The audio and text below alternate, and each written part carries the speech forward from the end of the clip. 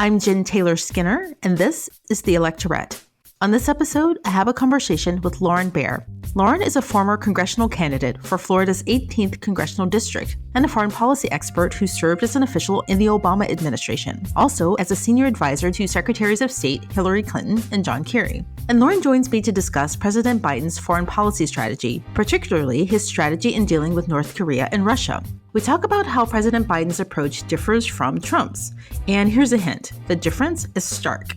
So without further ado, here is my conversation with Lauren Baer. Lauren Baer, welcome to the podcast. Thanks for having me back again. So first things first, Trump is gone. Yes, he is. So we can start there. He's gone. Well, for the most part, he's gone, which I think is probably one of the most significant improvements we could have to our foreign policy, honestly. Look, I mean, I think it's an improvement across the board. And certainly with him, not only out of office, but off social media, there's been a pleasant quiet over the past couple of weeks to accompany the return to normalcy, which I, for one, have appreciated.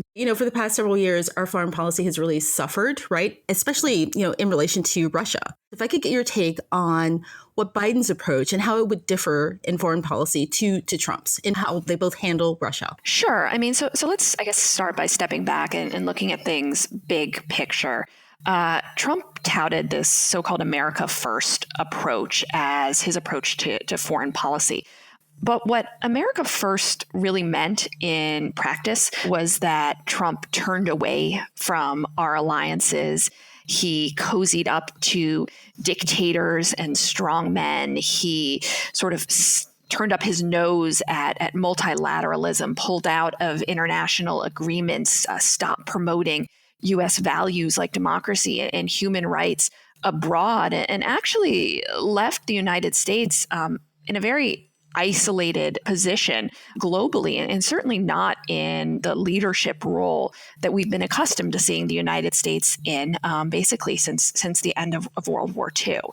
And so what you're going to see out of the Biden administration, I expect what he promised on the campaign trail and what we've started to see coming together since he took office is an entirely different approach, one that understands the importance of multilateralism, one that understands the importance of our longstanding alliances such as NATO, an approach that really is going to put democracy and human rights and values back at the center of U.S. foreign policy, and an approach that is going to involve standing up to America's foes in the world. And foremost among them is Vladimir Putin of Russia. And, I think what we've seen in the very first phone call that President Biden had with Putin is a totally different approach from Donald Trump. There was no more kowtowing. There was no more prostrating himself in front of a foreign authoritarian.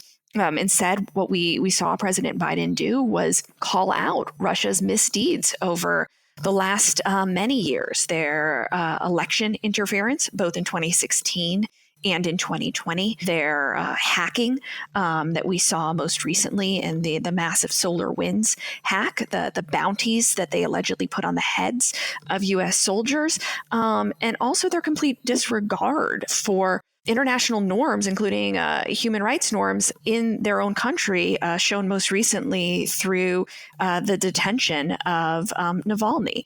And so what I expect from Biden is a much stronger stance on Russia, one that recognizes a limited window for cooperation, for example, in the extension of the New START treaty that was just signed, but one that stands firmly against Putin when his actions threaten the national security interests of the United States. So I'm curious as to whether you have any ideas and I want to keep going in the direction of what Biden is going to do and what the Biden administration is going to do, but I'm just really curious about Trump because I feel like he came into office with kind of a philosophy. Now, mind you, aside from his proclivity for criminality, one of his biggest flaws, I think, is that he's just not well suited to handle anything in relation to foreign policy. I mean, foreign policy is really hard, and he's, kind of an incurious person, right? He's not really interested in the world, but he did come in with this kind of leaning towards authoritarianism and away from our allies. And do we have any idea as to why? Well, look, I mean, I think if we were to sort of dip into the psychology of Donald Trump a little bit, it's very clear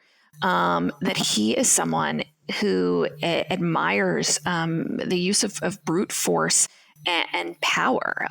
He saw weakness in adherence to rules and norms and saw strength in foreign leaders like Vladimir Putin, who put themselves above all else and ruled in the way they wanted, sort of rules and norms, be damned. And that's why I think we saw, an approach from him, President Trump, that's so different than what we've seen from really any modern American president, because, in Putin and in other strongman leaders, President Trump, in a way, I think, saw the kind of leader that he himself aspired to be.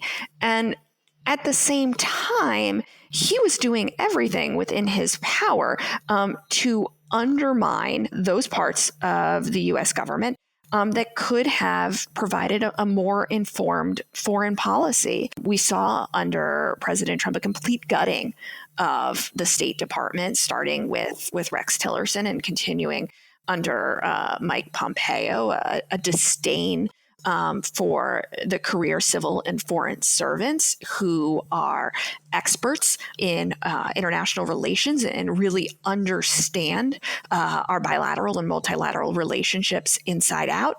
And this real desire to kind of go it alone based on his gut and lean into his instincts, which were always seem to be to admire and bend to the worst examples of world leaders, not the best. Yeah, it's interesting that you said to go with his gut, because I do feel like he had he instinctively knew who would warm to him and who wouldn't, right? And he had an admiration for these kind of strong men types. So that kind of makes sense to me.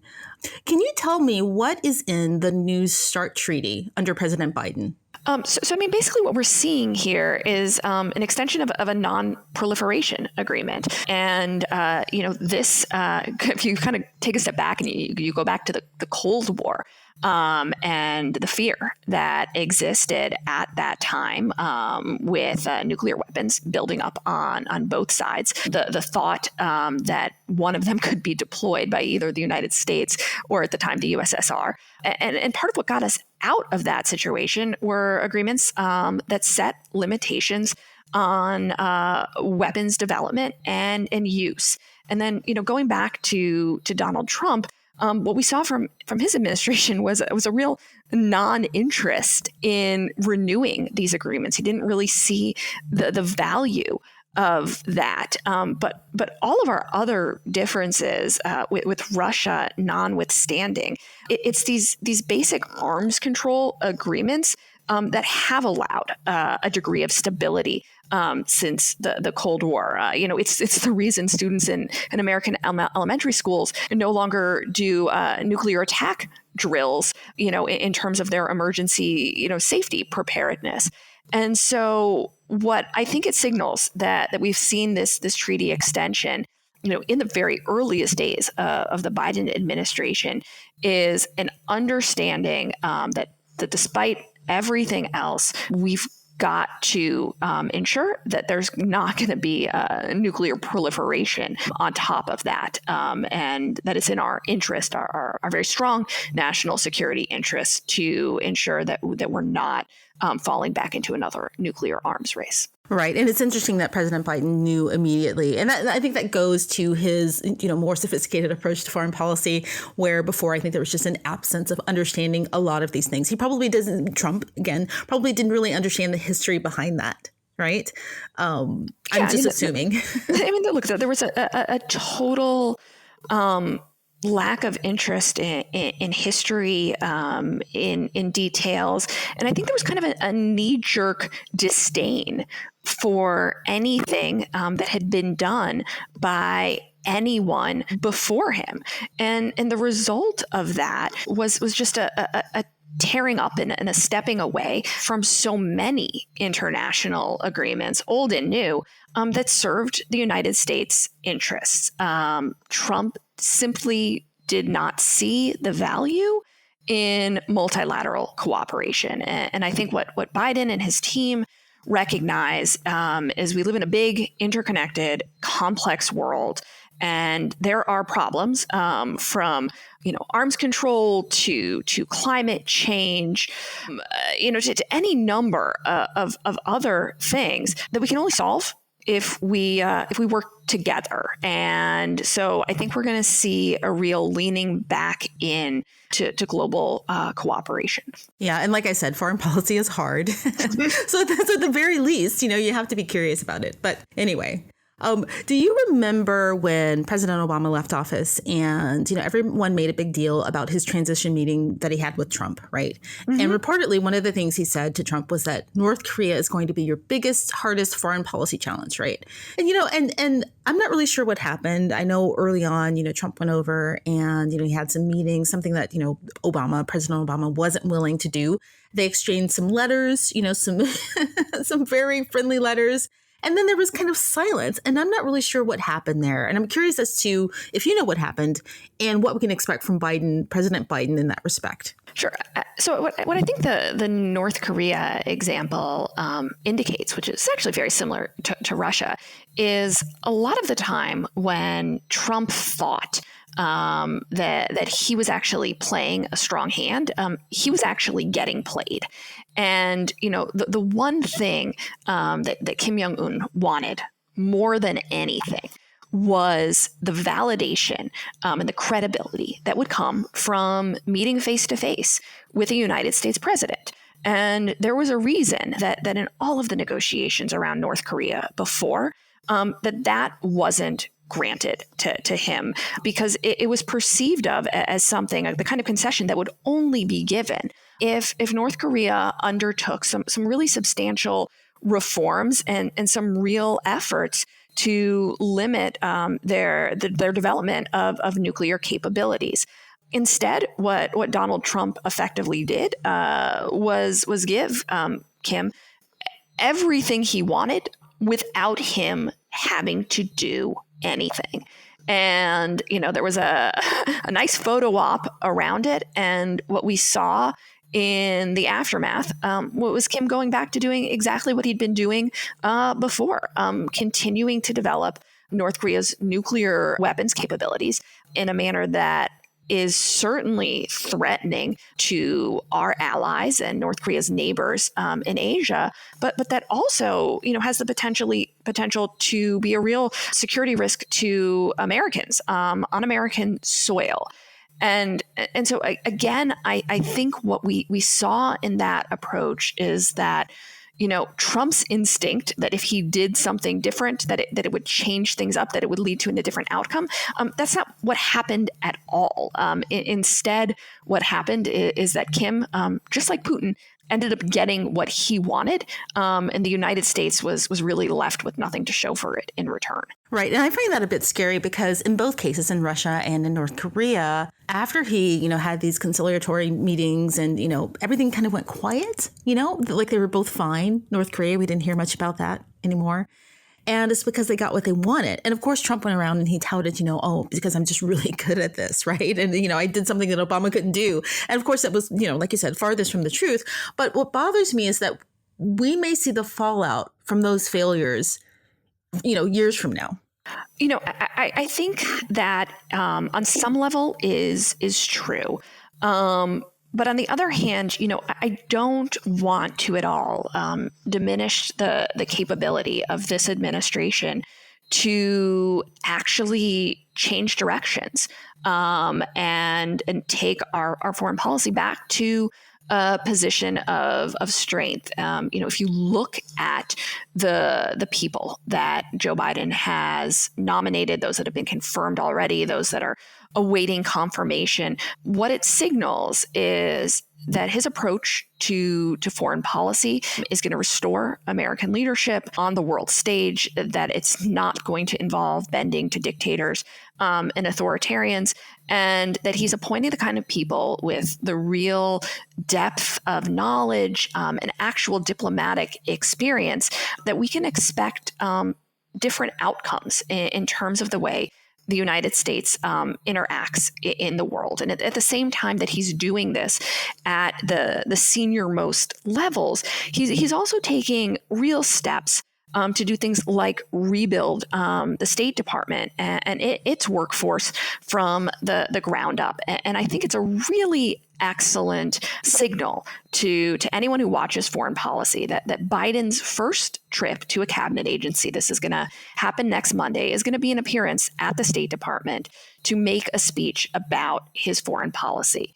And what that signals by going to state instead of going to the Department of Defense, instead of going to the CIA, is that Joe Biden is putting diplomacy back at the center of our foreign policy, and that he believes that all of the experts at the State Department, from Secretary of State Tony Blinken on down to the most junior desk officers, have a role to play in restoring American leadership. So I, for one, actually have pretty high expectations in terms of what we can do over the next 4 years to restore America's leadership position on the world stage. No, you're absolutely right. And what am I thinking? Of course, he is going to be hamstrung by whatever Trump did. I mean, he has a really sophisticated team. I'm talking about President Biden now. And I would imagine that, his philosophy would be kind of very similar to Obama's approach. How different would Obama's approach and Biden's approach be, since they were in the same administration? Right. So I mean, look, I think one thing that we need to recognize here is Joe Biden has a real depth of experience in foreign policy that predated his service in the Obama administration. He was, for years, the chair of the Senate Foreign Relations Committee. His experience in foreign policy is a big part of the reason why Barack Obama chose him as his running mate.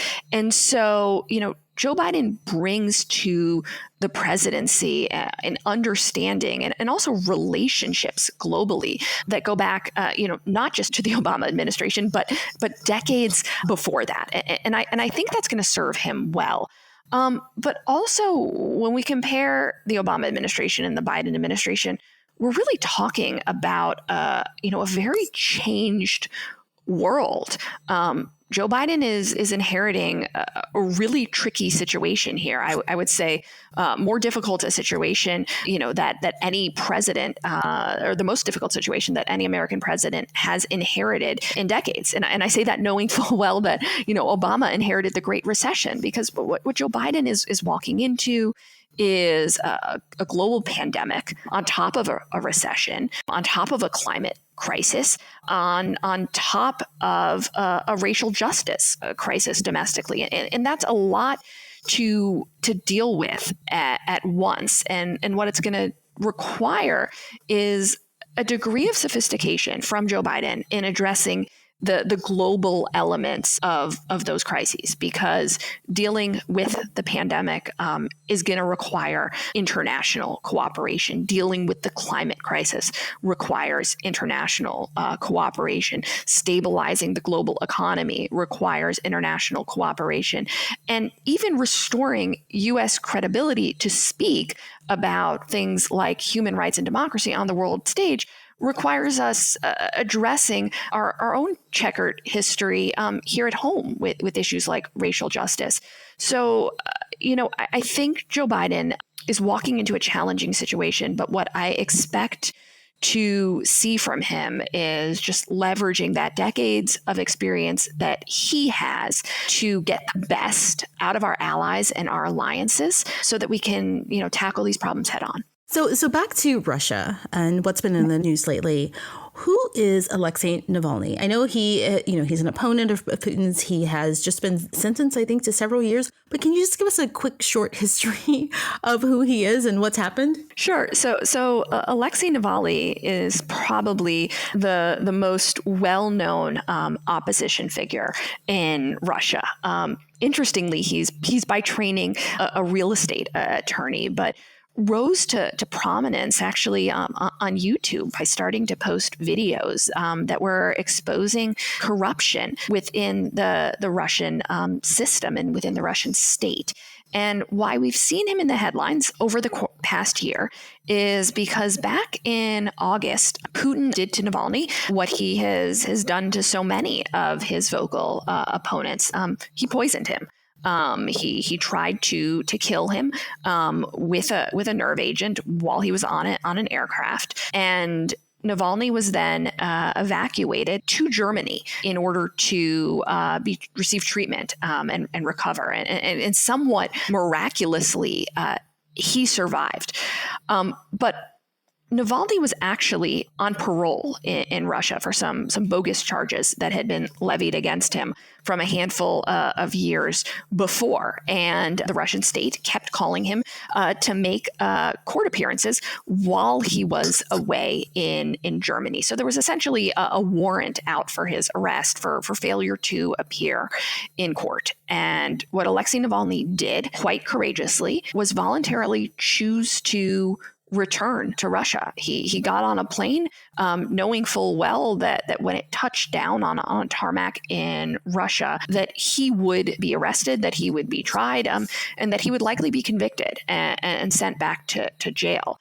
But what I think Navalny also knew was that Russia was at a point where this act of martyrdom on his part would also spark motivation, would bring out the opposition in ways that we hadn't seen in years in Russia. And that's exactly what happened. And so over the last several weeks since Navalny returned, we've seen these massive street protests in Russia, not only in Moscow, but stretching across the entire country. They have been met with massive resistance, a huge number of arrests by the police force. But what we're starting to see from this whole experience is chinks in the armor that Putin's grasp on power might not be quite as strong as he thought it was.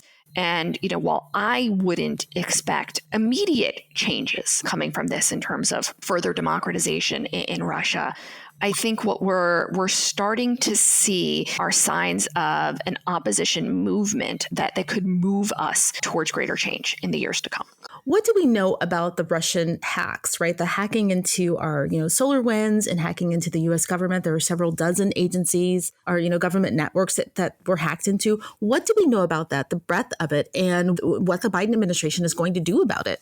So I think what's terrifying about the SolarWinds hack is both what we know and what we don't know. At this point. So what we do know is that Russia was able to enter the networks of several government agencies and Fortune 500 companies through software provided to those agencies, to those companies, by a company called SolarWinds. So it was basically a kind of backdoor way of getting into their systems. What they effectively got was almost 20,000 users to download what they thought was a software update, which instead allowed Russian state actors a backdoor into everything inside of those systems. So that's what we know. What we don't know is the full range of agencies or companies that were hacked and the full scope of information that the Russians were able to gain access to. What we also don't know is whether they're still in there snooping around. So what we can tell, with certainty from this is that the Russian government has been made privy to state secrets, to sensitive intelligence, to personal information about U.S. government employees, to the intellectual property of prominent U.S. companies. And what all of this collectively does is give Russia leverage to blackmail individuals potentially, leverage to impact how the U.S. government operates, leverage potentially to disrupt critical infrastructure. We don't know the full scope of what happened, but the ramifications, I expect, will be felt for years. And, it's interesting. All of this happened. Everyone was expecting Russia to try to, hack in to the U.S. election systems in advance of the 2020 elections. And while all of our eyes were on our election infrastructure, instead, Russia was pretty much running rampant through every other part of the U.S. government and economy. And, big picture, what this shows is that the shift has really been made from kinetic warfare to cyber warfare as one of the biggest threats that we face as a country, that it's an area where we have to display a huge amount of vigilance and make huge investments, not only because of the threat from Russia, but because of the threat from so many other nefarious state actors who would like to do the exact same thing. And that it's going to require a real cooperation across government and the private sector, because it's not just that foreign actors are targeting one or the other. It's a both and scenario. So I think overall, this is a very telling incident in terms of the where the risks really lie in the national security space for the United States going forward. And we should expect this story to continue to unfold over the coming months. Wow. Well, I'll have to have you back on once we know how they're going to leverage this. I mean, this is kind of scary and interesting. But anyway, Lauren Baer, thank you so much. And I always learn so much when I talk to you. So thank you for coming on and taking time to talk to me today. Jen, thanks for having me. It's always such a pleasure. Hope we can do it again soon.